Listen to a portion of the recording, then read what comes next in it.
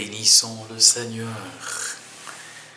Tout est accompli, tout est accompli, tout est accompli. Dernière parole de Jésus avant de rendre l'esprit.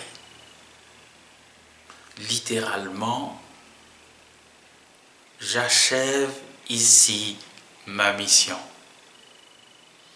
Et quelle est cette mission?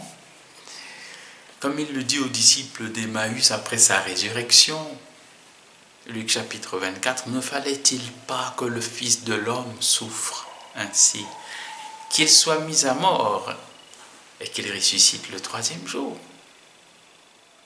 C'est pour cela qu'il est venu. Tout est accompli.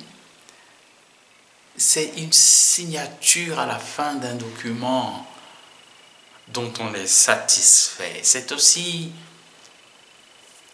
l'ouverture d'un horizon pour tous ceux qui ont mis en Jésus-Christ leur foi et en faveur de qui il a versé son sang. Tout est accompli. C'est comme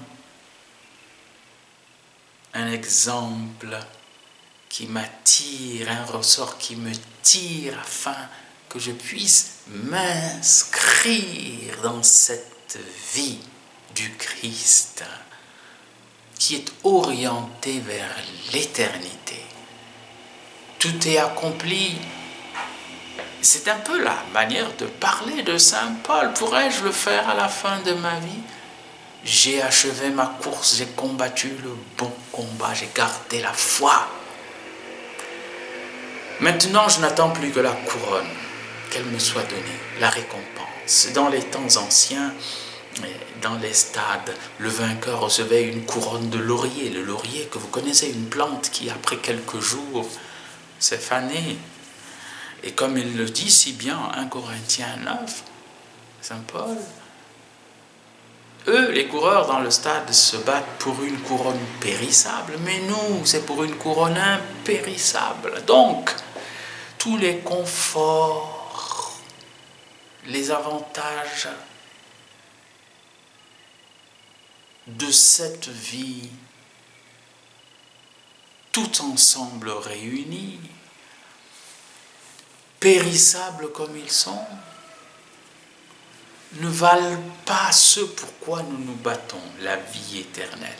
Même si vous avez une médaille en or, peut-elle traverser la mort?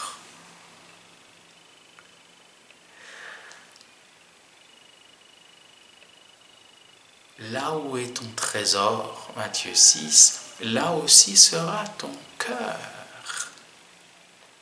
Alors, que mon cœur, bien sûr, soit en Dieu. Alors dès maintenant, comme le dit Saint Paul, afin qu'à cette heure fatidique de la fin de ma vie, on puisse dire, ou je puisse dire, tout est accompli. Dès maintenant, je traite durement mon corps. Voilà ce que je dois faire. 1 Corinthiens 9, 27. Afin qu'après avoir proclamé aux autres, je ne sois pas moi-même disqualifié.